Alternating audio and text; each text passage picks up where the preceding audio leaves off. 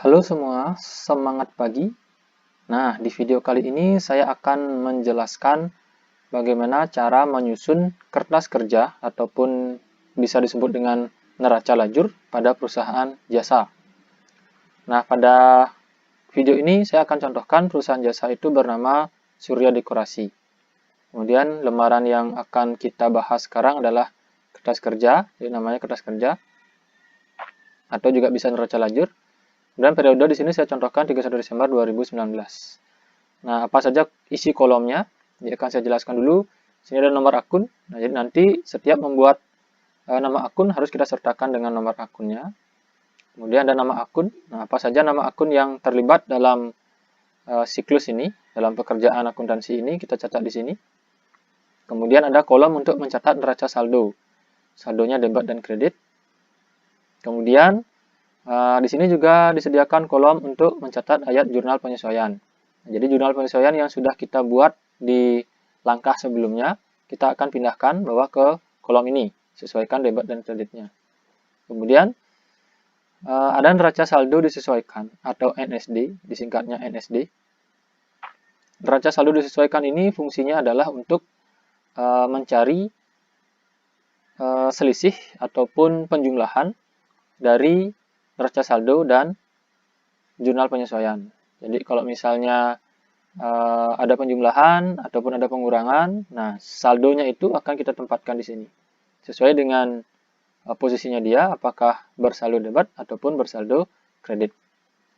Nah kemudian ada kolom laba rugi.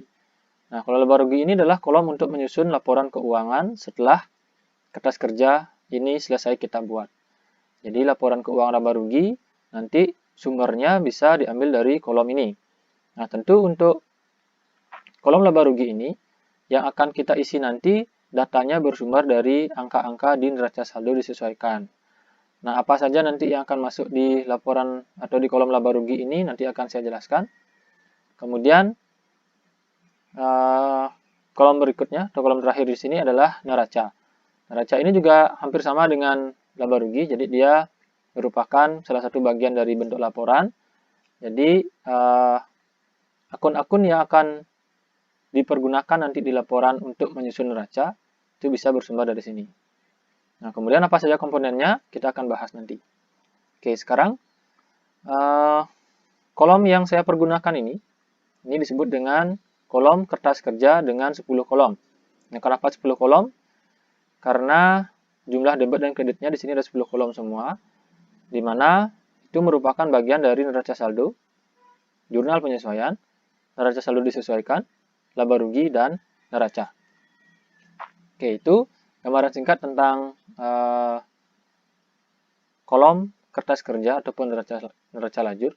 Nah, sekarang kita masuk ke bagaimana cara untuk menyusun kertas kerja ini. Nah, pada tahapan sebelumnya, kita sudah menyelesaikan neraca saldo dan juga jurnal penyesuaian. Jadi dua data itu akan kita butuhkan, akan kita perlukan untuk bisa menyusun untuk bisa menyusun kertas kerja ini. Oke, saya akan buatkan contoh ini. Oke, ini adalah neraca saldo dari Surya Dekorasi. Nomor akunnya ada, nama akunnya juga lengkap di sini. Posisi saldo debit dan kredit juga sudah ada. Kemudian jumlah debit dan kreditnya di sini juga sudah sama. Nah, sekarang semua nomor akun, nama akun, jumlah saldo debit dan kredit masing-masing akun, kita akan pindahkan semuanya ini sama persis ke kertas kerjanya, ke kolom kertas kerja. Ya, satu-satu kita akan pindahkan. Berawal dari 111, kemudian nomor akunnya itu milik dari kas, ya. Saldonya adalah debit 47.000. Kalau sudah selesai itu, masukkan akun yang kedua, yang ketiga, dan seterusnya. Oke, kita akan coba. Nah, di sini nama akun dan saldo kita akan masukkan. Ini ada 111 itu adalah milik kas. Saldonya 47.000. Yang kedua ada piutang, nomor akunnya 112, nama akun piutang usaha, dan saldo debit 500. Nah, begitu seterusnya, disesuaikan nomor akun, nama akun, dan saldonya debit dan kreditnya. Kita sesuaikan sampai selesai ya. Oke. Nah, seperti ini. Jadi nomor akun, nama akun, posisi debit dan kredit kita pindahkan semua sama persis. Begitu juga dengan jumlahnya. Nah, sehingga di sini kita bisa garis tutup seperti ini. Oke. Nah, garis 2 ini menandakan bahwa ada garis tutup yang artinya bahwa pekerjaan pada kolom neraca saldo itu sudah selesai. Oke, ini tahapan pertama sudah selesai. Sekarang kita masuk ke tahapan yang kedua, yaitu memindahkan jurnal penyesuaian ke dalam kolom AJP atau ayat jurnal penyesuaian. Oke, langkahnya adalah seperti ini. Kita cek dulu penyesuaiannya. Oke, ini. Surya Dekorasi, jurnal penyesuaian per 31 Desember 2019. Ya, di sini kita akan pindahkan jurnal yang pertama dulu. Jurnal pertama adalah beban perlengkapan debit, kemudian perlengkapan di kredit, nominalnya 3.500, debit dan kredit juga sama 3.500. Ini akan kita pindahkan sekarang ke kertas kerja. Dari yang pertama ada beban perlengkapan nominal debit 3.500. Kita akan pindahkan. Nah, caranya adalah kita lihat dulu di sini, di nama-nama akun ini. Jika ada akun yang sesuai dengan di jurnal, maka kita akan buat di posisi ini, saldonya. Jadi kita tidak perlu lagi membuat nama akun yang baru, tapi kita langsung masukkan jumlahnya saja. Nah, tapi karena di sini tidak ada beban perlengkapan, maka akan kita taruh di bawahnya ini, di sini. Ya. Oke, seperti ini. Nah, karena tidak ada akun beban perlengkapan di nama akun neraca saldo, maka kita akan buatkan yang baru di bawahnya. 513 beban perlengkapan. Nominalnya 3.500. Kemudian yang kedua tadi, setelah beban perlengkapan ada perlengkapan di kredit. Nominalnya 3.500. Kita juga akan masukkan sekarang. Perlengkapan, kita cek di sini. Nah, ini 113 ada akun perlengkapan. Jadi kita tidak perlu tulis lagi di bawahnya untuk perlengkapan karena sudah ada di sini. Kita langsung masukkan di sampingnya saja. Nah, ini. Ya. Nah, kalau saya bacakan jurnalnya, untuk jurnal yang pertama, beban perlengkapan debit 3.500, perlengkapan di kredit 3.500. Oke, seperti itu. Sekarang saya contohkan yang kedua. Yang kedua ada beban sewa debit, sewa dibayar di muka di kredit, nominalnya 5.000.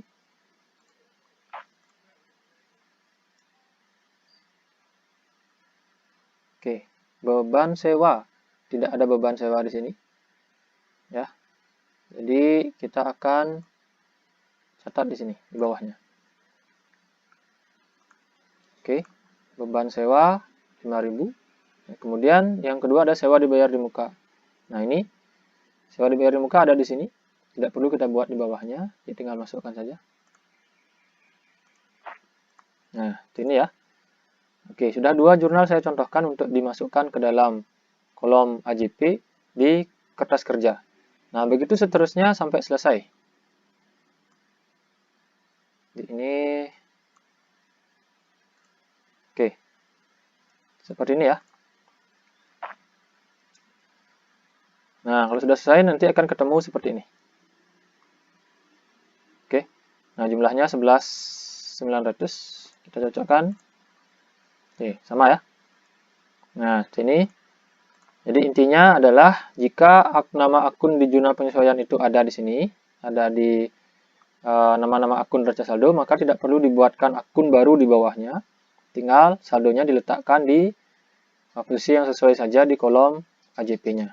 Tapi jika tidak ada di sini, maka kita perlu buatkan akun yang baru, ditempatkan di sini. Ya. saldonya mengikuti di kolom KJP. Oke, nah seperti itu caranya. Itu tahapan yang kedua. Sekarang untuk tahapan yang ketiga, kita akan mencari selisih, baik itu penjumlahan ataupun pengurangan dari neraca saldo dengan jurnal penyesuaian. Kita akan tempatkan di kolom neraca saldo disesuaikan. Misalnya ini, untuk kas, neraca saldonya 47.000, di penyesuaiannya nggak ada yang perlu dijumlahkan atau dikurangi, sehingga saldonya tinggal dipindahkan saja. Posisinya debit neraca saldo, di neraca saldo disesuaikan juga harus sama posisinya debit. Ya. Oke, seperti ini. Kemudian ini juga sama, piutang, neraca saldo debit, di penyesuaian tidak ada, tinggal dipindahkan saja, posisinya sama debit. Nah, sekarang ini, neraca saldo debit 5.000, itu untuk perlengkapan, di penyesuaian di kredit 3.500. Ada dua sifat yang berbeda di sini. Debit 5.000, kredit 3.500. Nah, syaratnya adalah jika sifatnya berbeda, maka harus dicari selisihnya. Atau dengan kata lain dikurangi. Misalnya ini, 5.000 dikurangi 3.500. Ya. Posisi debit atau angka debitnya lebih besar daripada angka kredit. Maka selisihnya kita akan tempatkan di debit. Nih, debitnya lebih besar daripada kredit, selisihnya kita tempatkan di debit. Oke, di sisanya itu adalah 1.500. Ini juga sama, sewa dibayar di muka debit 12.000, di kredit 5.000. Kita selisihkan, ya. Ini hasilnya lebih besar debit, maka hasilnya kita tempatkan di debit. Nah, seperti itu. Berikutnya, peralatan tidak ada yang perlu dibuatkan selisihnya di sini untuk di jurnal penyesuaian, maka tinggal dipindahkan saja. Oke, ini juga sama, utang kita pindahkan, tidak ada yang perlu dijumlahkan atau ditambahkan di sini karena penyesuaiannya kosong.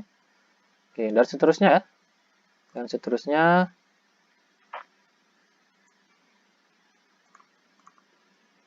Oke, ini untuk di beban, kelompok beban, posisinya debit. Nah, sini.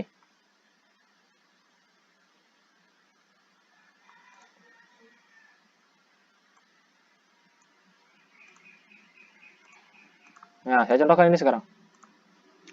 Untuk beban gaji, ya, untuk beban gaji, di sini saldonya debit 1.500, kemudian di jurnal penyesuaian juga ada saldo debit 400. Jadi sama-sama debit nih. Nah, akun yang memiliki sifat yang sama seperti ini, debit dengan debit, dia akan kita jumlahkan. Sehingga hasilnya 1.900. Ya. Nah, begitu juga nanti seandainya ada di posisi kredit. Neraca saldonya kredit, AJP-nya juga kredit, itu juga sama dijumlahkan. Debit dengan debit dijumlahkan, posisinya debit. Kredit dengan kredit dijumlahkan, posisinya kredit. Ya, jadi seperti itu. Nah, kalau misalnya berbeda, seperti yang tadi, debit dengan kredit, itu berbeda posisi, kita cari selisihnya. Kita kurangi. Mana yang lebih besar, di sanalah tempat selisihnya. Ya, seperti yang saya contohkan ini. Ini 5.000 debit, 3.500 kredit, yang lebih besar adalah 5.000 di posisi debit, maka selisihnya kita tempatkan di debit. Nah, seperti itu. Kemudian ini tidak ada di neraca saldo, hanya ada di penyesuaian saja, berarti kita tinggal pindahkan juga. Nah, untuk ini kita pindahkan di sini. Oke, dan seterusnya. Kemudian kita jumlahkan. Nah, ini.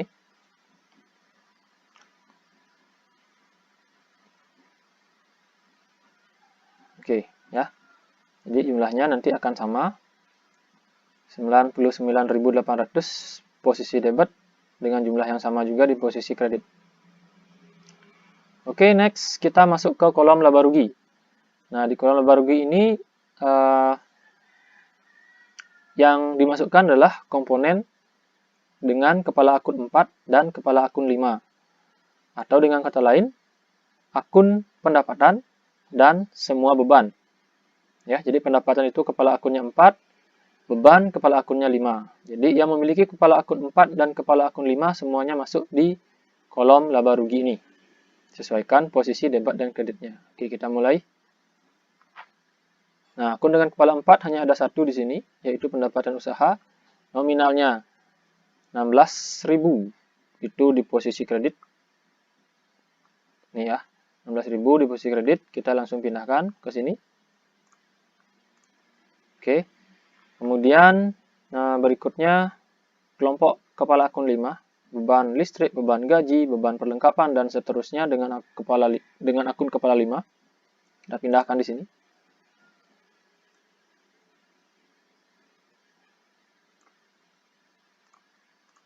Oke. Nah, ini beban listrik. Sumbernya dari sini semua ya. Sumbernya untuk laba rugi dan neraca akan bersumber dari data neraca saldo disesuaikan.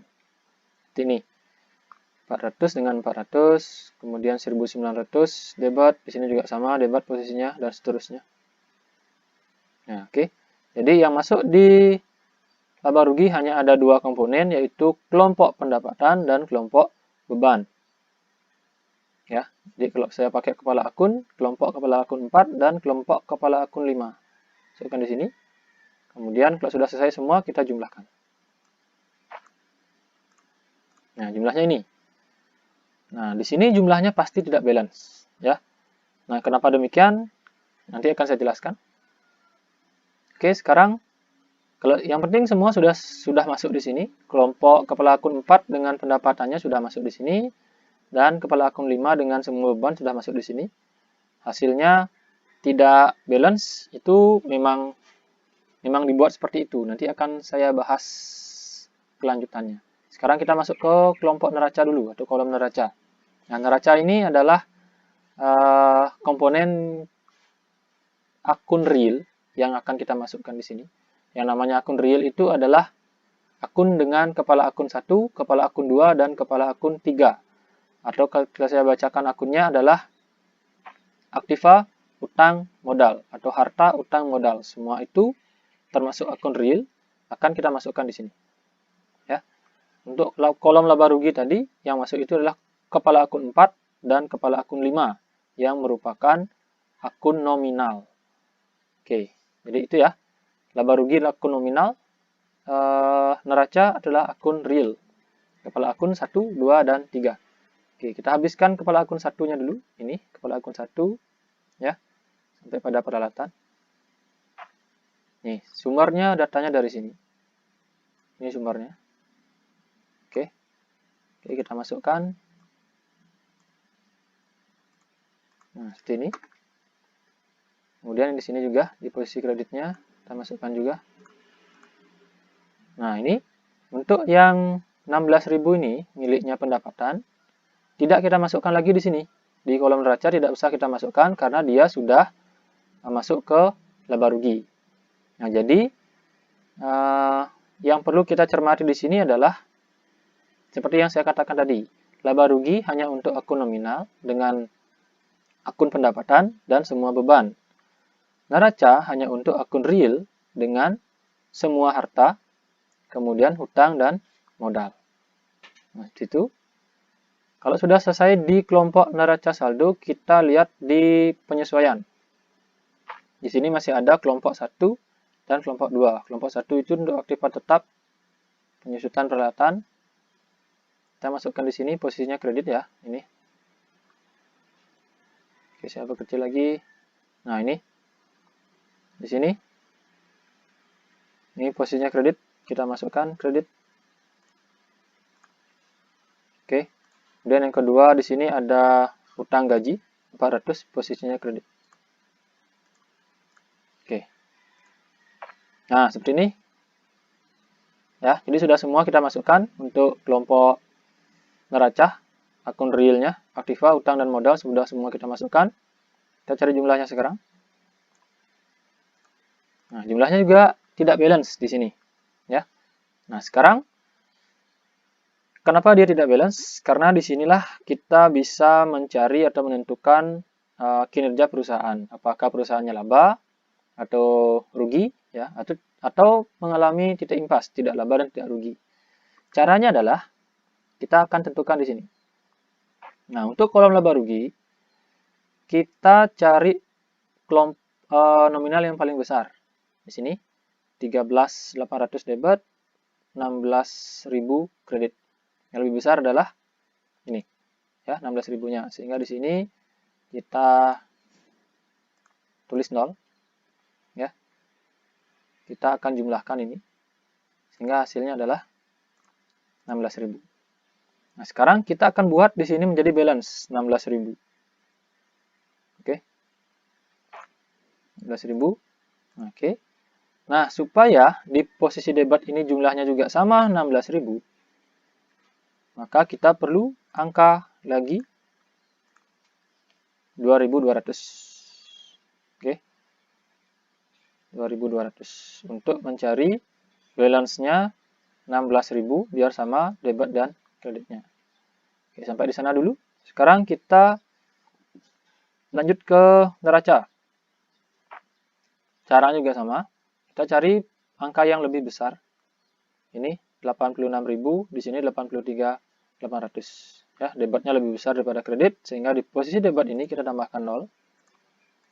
Sehingga hasilnya 86.000.